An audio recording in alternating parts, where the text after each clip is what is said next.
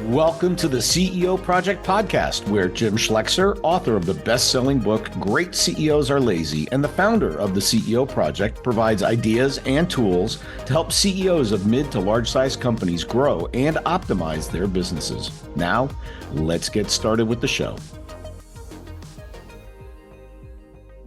Welcome, everybody, to the CEO Project Podcast. My name is Jim Schlexer. I'm your host, and your curious and interrogatory person. So anyway, hey, today, longevity is hard in, advice, consulting, and staying relevant. You've seen people that kind of come up and go away. But my guest today has been around for quite a while, 20 years plus, as a notable executive team coach, keynote speaker, thought leader, and he sort of reinvented himself over time. Keith Ferrazzi is the founder of Greenlight, where he spent more than 20 years coaching Fortune 500 companies, unicorn startups, and even governments. He is a business coach who challenges the way teams work to achieve breakthrough results. His Radical Innovators Collaborative brings together disruptive thinkers for peer-to-peer interaction and ongoing best practice sharing. He's been featured in Harvard Business Review, Forbes, Wall Street Journal, Fortune. I'm going to stop right there. He's written a couple of books. I'm sure you've read a few of them. Never Eat Alone at a minimum. And we're going to spend some time on that, but we're also going to talk about his new book. So Keith, welcome. Jim, what a fun introduction. And let me reflect on this. So first of all, I love an introduction that starts out by saying, this guy's old, which I that is the dark side of that compliment. Yes. That's all right. That's all right. But I would add something to that, which is, I've made a little bit of a breakthrough recently in thinking about leadership in this AI era, and recognizing that many jobs will be disappeared. There's no question. Yep. And what I find is the secret sauce of being relevant is being radically curious and very proactive. Mm-hmm. And so what I've done over 20 some years is anytime that I see dark spots in things that are unknown, I dive into them, pull people together, and help crack the code of what that is. And right now, I've got a group of CIOs, CHROs. They call themselves the Radical Innovators. And these are some of the top CIOs and CHROs in the Fortune 500. And we're diving in, trying to figure out how do we reinvent the workforce, right? And I think it's just so important for all of us to stay hyper relevant. I actually think that at the end of the day, those will be the survivors in the world of work. The people that innovate aggressively. Yeah. Who see the dark spots, dive into them, bring people together that can answer, because we never can ourselves. And maybe some of those things are technology, et cetera, and crack the code. If you're constantly out ahead cracking the code, you'll be the last one to lose your job. Yep. Yeah, well, we find that as a key indicator of CEO performance. Like, I've talked to guys sometime, and mostly guys, turns out, but they're like, I'm 50 years old. I'm too old to learn anything. I'm like, 50? You're only halfway done, man. You got another 50 years to go. What do you mean you're stopped learning? So my read is the really high-performing leaders will learn until the day we put them in the dirt. And that's when they'll stop learning, not until then. You're well aware of the CEO magazine. And I was on their platform not long ago with their large manufacturing meeting. And I asked everybody in the room, how many of you use, generative AI? Everybody raised their hand. And then I asked the question, how many of you think that you are in the top quartile of those figuring out how AI is changing manufacturing? And about 30 people raised their hands. Okay. And I said, now, how many of you would like to meet once a month with your peers who just raised your hands and share all of those best practices and level up together? And we got 15 of them. Nice. And so that's what I'm talking about. I mean, it's like, you can't do it alone, which is a hat tip to my first book, Never Eat Alone. You need a community, and you need to constantly be iterating with other people. There's no way that as an individual, and this is true inside of corporations getting innovation, we've got to cut across the silos. We got to build those tiger teams. We've got to figure out innovative solutions that no one of us would be able to curate. Right. Well, I mean, and the problem is, A, the problems are too complex. And B, you get better answers when you have diversity around the table, diversity of thinking. Like, well, why do you, and we do CEO peer groups, and I'll do a tip of the hat to the tip of the hat.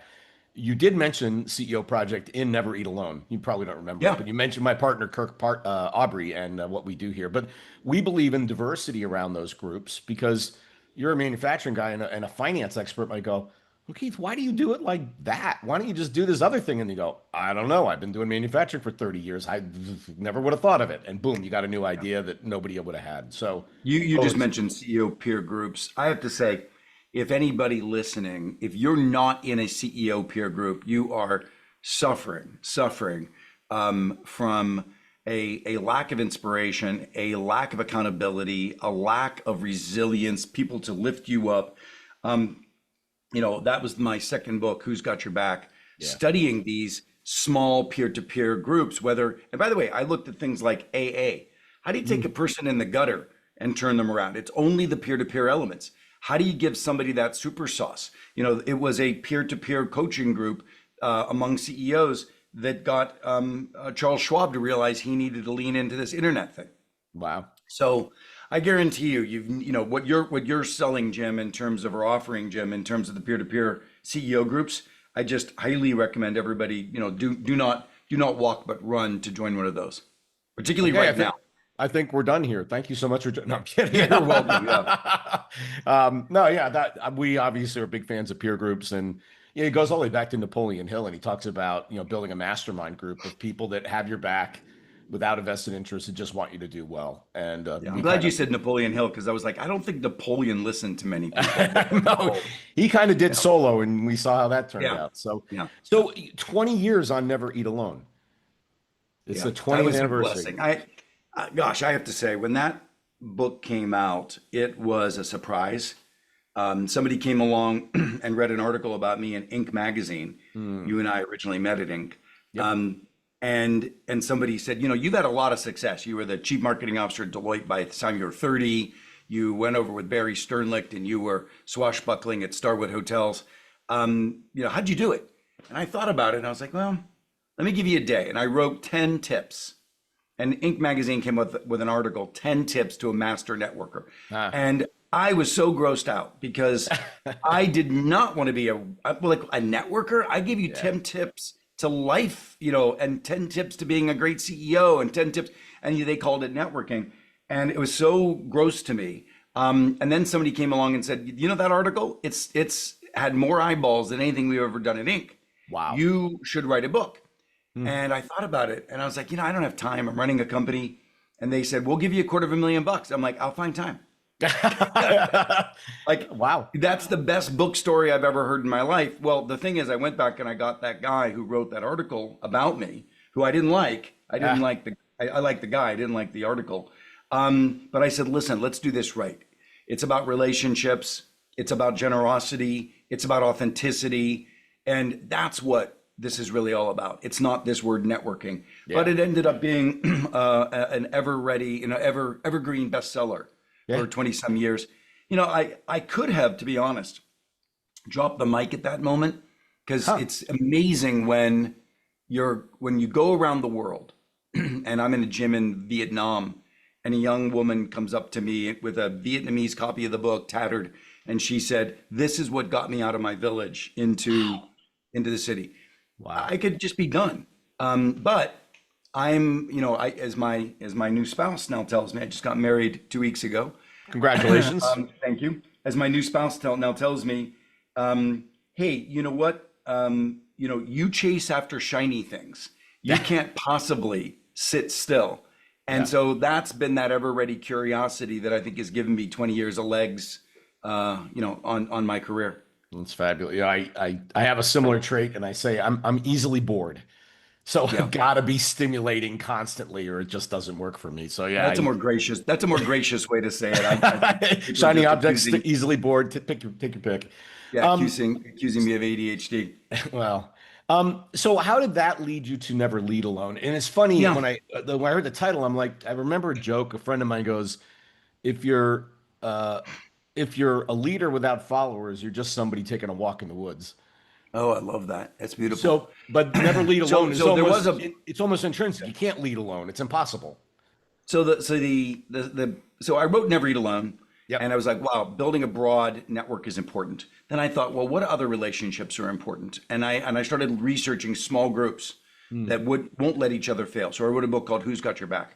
Yep. And that was the awakening for me to realize that I had been in two teams in my life, Hmm. one at Starwood Hotels and one at Deloitte. Both of them were aiming at transformation in the industry. So at Deloitte, we were the lowest of the big eight back in the 90s. Mm. Back in the 90s. And we had a dream someday to be at par with, Anderson Consulting, Accenture, and McKinsey. And it was a climb, but it was a band of brothers and sisters telling each other the truth, loving each other, wrestling ideas, supporting each other, etc. And then you go over to Starwood Hotels, and we were a very siloed, very competitive, very sharp-elbowed culture. And it was very difficult for me personally, coming from a place where my CEO was almost like a father to me, to going over to Starwood. And it was very tough. It was very tough. But more importantly, if you look at the end result, Starwood had massive innovations, but we had to sell to Marriott at below industry multiples. Yep. And here we are, and you look at those two things. And so I'm researching this book, Who's Got Your Back, and realizing the power of a small group of people that won't let each other fail, that know that their job is to cross the finish line together. I was like, that's what I want to do. So I had been working as a CEO at the time for Michael Milken. And we had a small company, we sold it, had a little bit of money in my pocket. And I said, I'm going to start a research institute on high performing teams. Also influenced by Pat Lencioni, who wrote, Yep. the Five Dysfunctions. I was like, wow, Fabulous this book. deserves, yeah, beautiful, isn't it? This deserves a lifetime of work. And I wanted to do that. So I started this research institute, Greenlight Research Institute. And for 24 years, we have been researching the attributes of a high performing team. So, along the way, I wrote a couple of other books. One of them was called Leading Without Authority. When I started realizing that organizations like your clients, your CEOs, we don't work in org charts anymore. No. We work across silos and across the matrix. And I needed to make sure that people awoke to get a formula for how people who had a vision for change didn't have to always re-engineer the org chart, didn't say, give me more power so I can do this. How do you work effectively across the network in teams? Second thing that I did is during the pandemic, I realized that we had a real interesting time where over that few years, I wasn't traveling anymore. I could sit down and do full-time research along with my work. So we raised $5 million and did a project called Competing in the New World of Work, where we started looking at where technology was going to come into play in changing the way we work and collaborate. All of that comes together, plus having coached high-performing teams. So what I do for a living is I coach teams. And I've traditionally coached the Fortune 500 executive teams. I was with Mary Barra's team coming out of bankruptcy, helping them get, all of a sudden you have the same, which I think is beautiful. You have the same group of people that went into bankruptcy. Yep. We're the ones that turned it around. So don't tell me that people can't change how they work, how they act, how they lead. They did, and Mary did it beautifully, right? And that group really practiced teamship. It's no longer Cadillac and Chevrolet and manufacturing and branding, but it's a collective building the success of the business. So if you're a CEO out there, what you need to start looking at is how to stop being a leader that gives good feedback, that holds your team accountable, that lifts their energy, and pause for a moment and realize that you need to make sure your team is giving each other feedback, your team is holding each other accountable, your team is giving each other energy. That'll free you up 30%. And it's what I call moving from leadership to teamship. We need to ask our teams to step up and meet us in leadership. And that's the new book, Never Lead Alone. No, that's fabulous. I love the, getting things done without any authority, because whenever somebody would come to me and say, hey, I'm trying to get this thing done, these people all need to work for me now. Yes, And exactly. one of my favorite jobs was I was a product manager. I had nobody reporting to me, and yet I needed to coordinate manufacturing, engineering, sales, finance, and all through influence and relationship, all of it. No power except that. And it works if you're willing to lean in and just get it done that way. And I think that coaches you towards the kind of leadership you're talking about, which is positional authority doesn't work anymore. It's other kinds of authority, expertise, relation. That's how you build your position. And look, I was a hypo at Deloitte, and that's how I got crazy young jobs when I was there. But some of us are geared to ignore the boundaries and go for it. That's what I was. And others, on the other hand, are geared to be castrated by those very same Yeah. boundaries. Yeah. And you need to make your organization in this day and age where innovation is rampant. You need innovators, role models. I actually say what we really need to be calling for are black belts of AI. Remember the black belt Six Sigma? Yeah. Yeah. It was the people in the trenches that were leading the transformation of their everyday work. And that's what we need today. I wrote an article in Forbes magazine just entitled Black Belts of AI, so that we need to start recruiting our role models of innovation. And so that means teamship needs to be dispersed, not controlled. Great businesses have the ability to disperse leadership Yep. and elevate individuals. And unfortunately, way too many entrepreneurs, as you know, are hub and spoke leaders, command and control leaders. And they're just causing themselves misery. Yeah, well, they're enthusiasts of control or perceived control, and that's really it's perceived control. Go into like sort of the relational element of teamship. How does the virtual nature of work now impact that? Because that feels like a hard one. Like my team's all over the U.S. or even all over the world. Yeah.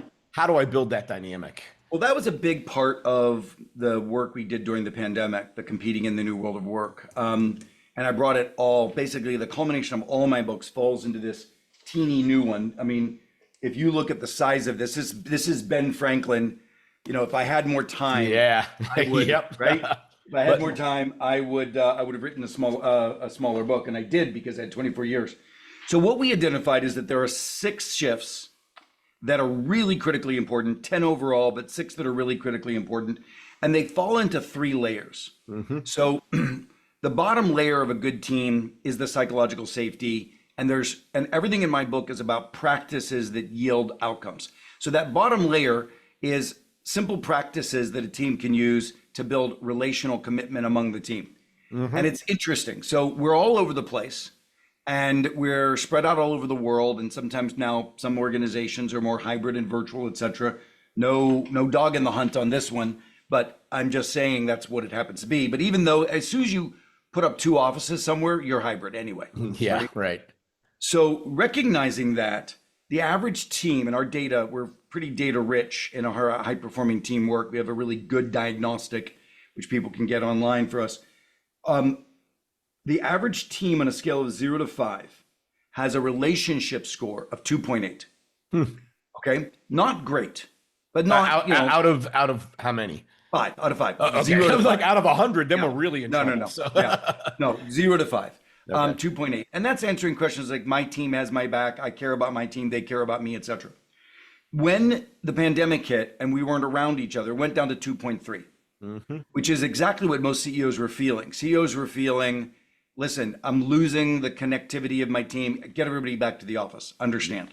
Yep. Now, the thing that we found was that there were some CEOs that said, okay, we're not with each other. Let's be more purposeful in building relationships. So they started different practices. The best one I found was called an energy check. Monthly basis, the team goes around and says, where is my energy this month? And what's bringing it down?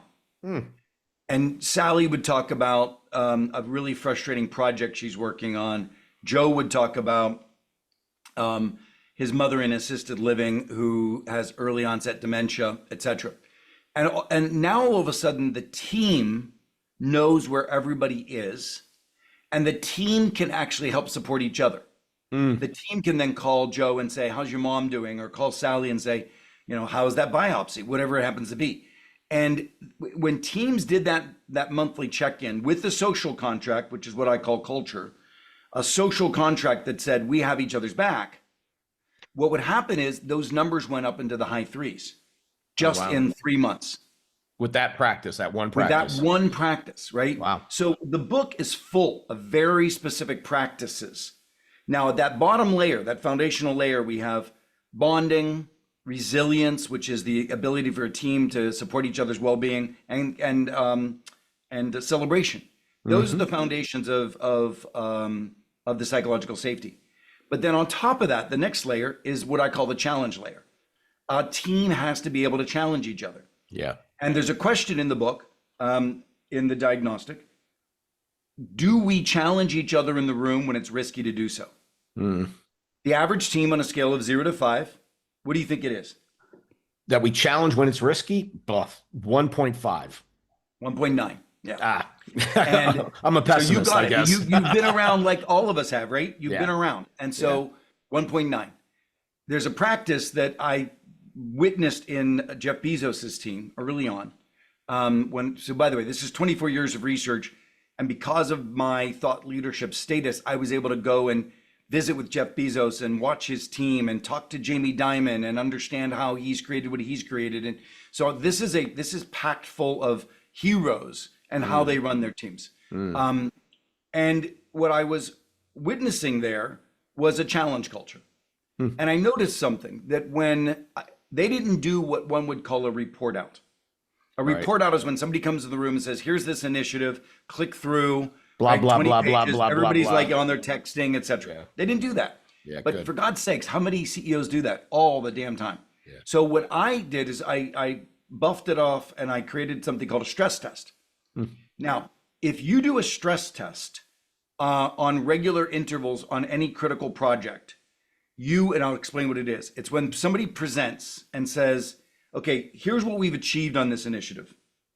Here's where we're struggling right now on this initiative. You have to make sure that the person expresses where they're struggling. It's the Mullally thing where he said he shows up and everything was green and yellow when we were losing in the marketplace, right? Yeah, So you have to say, here's where we're struggling and here's where I'm going for the next couple of months. When somebody presents that, then when you snap your fingers and everybody goes into breakout rooms of 2 or 3, opens up a Teams room or a Google Doc and writes the answers to the following questions. Here's what you're missing. Here's an idea for you. Boom, boom, boom. Here's where I could help. Boom, boom, boom. You've just assigned the kind of culture we dream of having.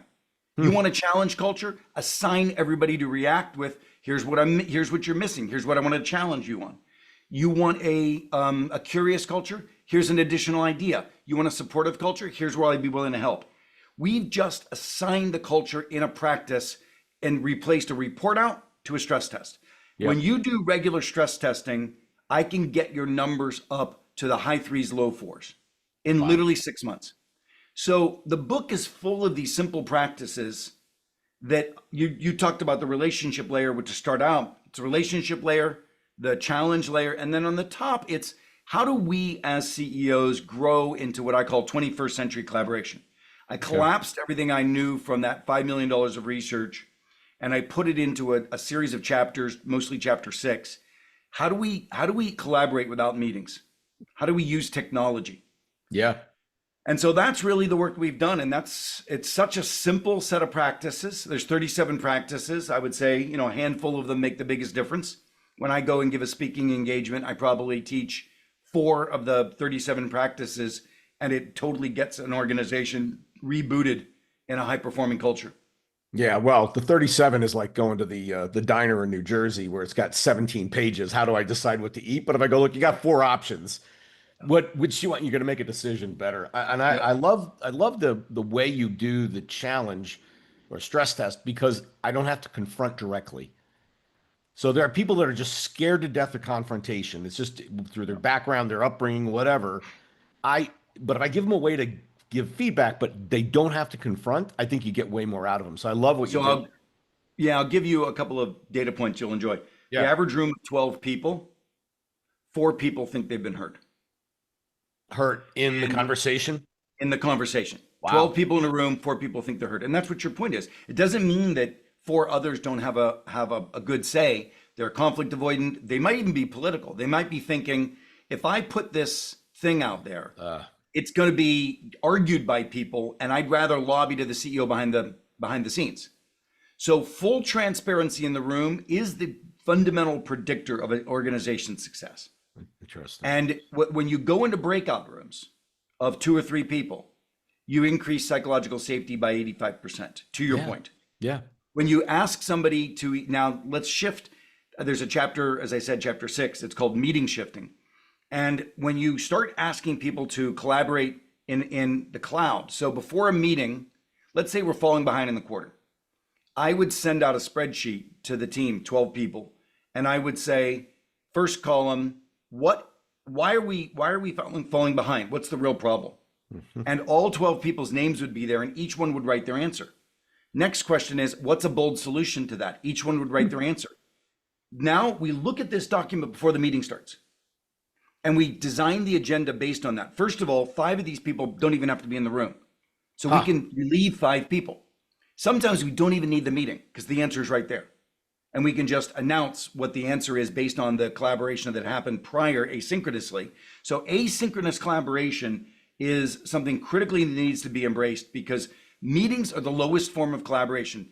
On a scale, what we find is that I have never seen a team higher than 20% answering the question, are our meetings effective? Wow. No, I've never seen anything more than higher than 20%. They're usually it's single digits or 13 or 14%. Wow. So we're trying to coach executive CEOs to change the culture of their company Right. through simple new practices. It's not difficult. I wrote an article in Fortune about culture change isn't tough. Just have to change the practices. Yeah. Right. I agree. Now that kind of radical level of transparency and vulnerability, does that chase what happens to somebody? And we've met them, political actors, people that are intrinsically political for whatever set of reasons. They're always working an agenda. Can they survive in that environment, or it's either change or Well, it's leave, or short. what does it look Yeah. like? What it does is it lowers the water level and shows the iceberg. Sure. Like they used to be able to hide in the shadows. And to Yep. your point, they can't hide in the shadows. So they're either going to change, they're going to leave, or the team will say, enough of this, because the rest of us are on a journey. So the problem is most executive teams aren't teams. They're a group of individuals earnestly doing their work, run by the CEO. And if you really want a team to step up and meet you in leadership, the book opens with a guy named Sergey Young. And Sergey was a great entrepreneur running a hedge fund, wanting to start a new business. And he applied these principles and practices. He was able to free himself up by 30%, start a new business. And what was interesting about it, today, he doesn't even attend to his original hedge fund. The team now runs that business. And he is fully, other than a periodic monthly board meeting, he is divested from that business. And it's actually 10x what it used to be. The team owns the success. So, a lot of this has to do, as we were talking about earlier, so many of us as CEOs are clinging to the old way of scarcity working that says we've got to run everything for it to work. Yep. And it's just not true. Yeah. And if you want to embrace a high performing team, you can have freedom in your life that you don't have today. That's spectacular. I will say it's always embarrassing when the CEO leaves the building and performance just skyrockets. You're like, whoops. Well, Keith, this was amazing and just so many Thank good you. pieces of knowledge. And everybody needs to run out and go buy Never Lead Alone. It's on Amazon. You can have it in your home tomorrow if you want it. But if people want to engage with you, and I know you work Yeah. with larger companies, but what's the best way to get a hold of you, Keith, or Yeah, engage? no, look, I mean, first of all, when we launched the book, in order to, like we always do when the book first comes out to promote early sales, we created a video series that every chapter has a video associated with it. And we gave that away to anybody who wanted to buy it for their full team. And then we stopped that and we started selling it. I'm happy if we can probably figure this out offline, but I'm happy to create a link so that your folks can get the book for free. I'm sorry, you get the videos The for free videos. if they buy the book for their team working together. LinkedIn is the best way to reach me, for anybody. And look, one thing that I would say is for anybody out there who really were touched by Never Eat Alone, we started something recently that I'm really proud of. It's a group that you can learn about it at connectedsuccess.com. We started a group called Beyond Connections, where people who wanted to transform their lives through deeper, better relationships that were touched by the book in some way, can come together and really have that kind of a community that will lift each other up, will continue to create that relationship strategy, those relationship plans. What I'm finding is that at some point we did it for sales, right? We did it for fundraising, But at this stage of our life, we need to do it for all aspects of our life. Right. You know, we need to do it for philanthropy, for inspiration, for our families, etc. So, yeah, it'd be great if anybody's interested to come and join us. And it's been a lot of fun to get to know this community. Lovely. Well, we'll make sure we get those in the show notes, and Sharon will Great. reach out and get a link so we can do the thing with the video. So, Keith, tremendous. As predicted, I was so excited to spend time with you today, and it delivered on every level. So thank you so much for your time. Jim, it's great to see you. And from two OGs in the thought leadership world out there, it's great to see you again. Cheers. Absolutely. And for those of you joining us, thanks for coming to the CEO Project podcast. We will see you next time.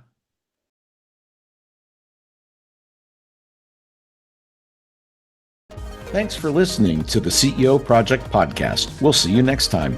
Be sure to subscribe to get all the future episodes and check out our website, www.theceoproject.com.